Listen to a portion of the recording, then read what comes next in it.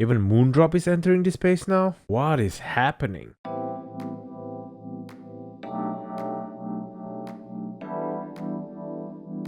Hello and thank you for clicking on this video. I'll be sharing my thoughts on Moondrop's clip earbuds. Yes, I'm not joking. This is the Moondrop pill, and I'm very curious to see what their take is since they're typically known for IEMs and headphones. But before we dive deeper into this, I'd like to take this opportunity to thank Shenzhen Audio for sending this unit in exchange for my honest feedback. However, as always, all thoughts and opinions are my own and are not influenced by any parties. If you've been enjoying my content, please do consider hitting that like and subscribe button. That will help the channel a lot and I appreciate your support. The unboxing is pretty simple and straightforward. You get the usual USB-C charging cable in the box and the device itself. The design of the case is quite ingenious.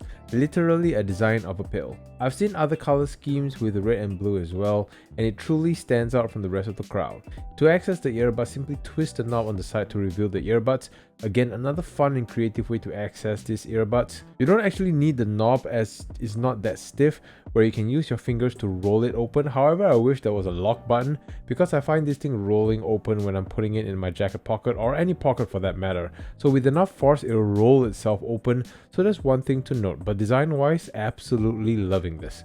The earbuds themselves is pretty simple and straight to the point in terms of design. Imagine the pop clip where you have a ball for the speakers, but the speakers are facing your ears, which is good, and you have a bigger base for the touch controls, and it's connected through a band. They're all made out of plastic, with the band having a bit of a rubbery feel to it to give it some grip. It's got some vents, a left and right indicator, and all in all a very simple earbud design, which is a slight contrast to that very cool looking case. For fit and comfort, these are really lightweight and similar to the Rose Salsa Open Free, where it relies on clipping towards the bottom of your ears. But unlike the Open Free, the hook is closer and both ends are bigger, so it hooks onto this part of my ear, and once it's there, it's really secure. And because it's so lightweight, it doesn't feel like I'm wearing anything, which is great, but if it gets knocked out of your ear, you might not even realize it. For the app control, you have to download the Moondrop Link app, and before the update, it was pretty confusing with really horrible EQ interfaces. It was quite an unfriendly experience, so I'm glad they updated it. On the main interface, you have the battery life indicator. If you click on the earbuds themselves, it'll go to the button control settings where you can assign touch controls to specific features.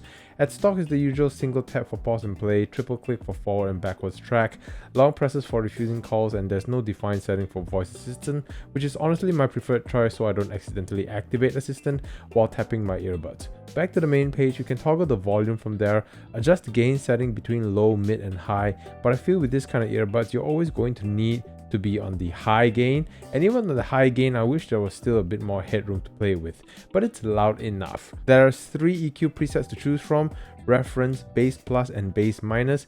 The changes are pretty minimal, so typically I just stick with the reference setting. There's also a custom EQ tab, but going in there will bring you to a library first where people can upload their custom tuning to be shared among users, which is a nice little community feature, so you can download and test to see if any of the custom tuning suits you. Otherwise, hit the top right corner to bring up a 5-band EQ. I'm a little disappointed it's not 10 like the other competitors, but you can see what gain you're bringing up to. You can adjust the frequency and the Q value, and also shows you its current tuning, so you can adjust and compare with its original tuning, which is something other competitors do not have. And I actually wish more companies implement this graph, as it's easier to see what you're adjusting. The other 2 tabs are just firmware updates and user guides, so a very simple and easy to use interface, but I wish it explains where to go, like for the button control settings. Had I not tried to press around the earbud, I wouldn't know you have that feature to play with. So for features, the pill goes up to about 8 hours on a single charge and a total of 30 hours with the case. It also has this IPX4 rating, so the usual light water showers but no dunking in waters. Supports Bluetooth 6.0, which is the latest Bluetooth version, which is great. Dual device connectivity, it boasts built-in NPU hardware level AI noise cancelling, but again, I feel there's a lot of feature talk rather than what's actually translated through the device. At least I'm not necessarily feeling it like I'm experiencing them, but all other features seems to match other competitors. This is the microphone test of the Moondrop pill, and this is what it sounds like. Testing 1 2 3. Testing 1 2 3. For the sound of the pill, like the medicine, is a little sterile, where I feel they're more focused on delivering you details and clean vocals. So bass is already suffering with this kind of earbuds, but the pill brings it down to almost flat. So on really busy and noisy environments, I'm just not getting any bass, and on quiet environments, I'm getting them a little, but it's like BA kind of bass where it's audible but you're not necessarily feeling it, and those wanting that type of engagement won't get it from the Moondrop pill. However, on the flip side, all the other aspects of the frequencies are coming through. There's enough treble highs and extension to give it a bit of clarity without sounding too thin.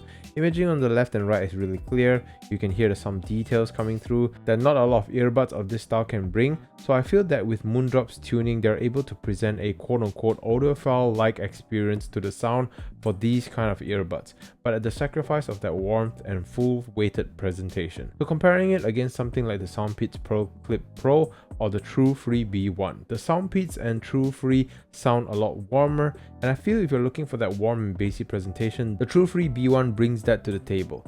If you're also looking for something that clips to the side of your ears, the B1 also has that edge.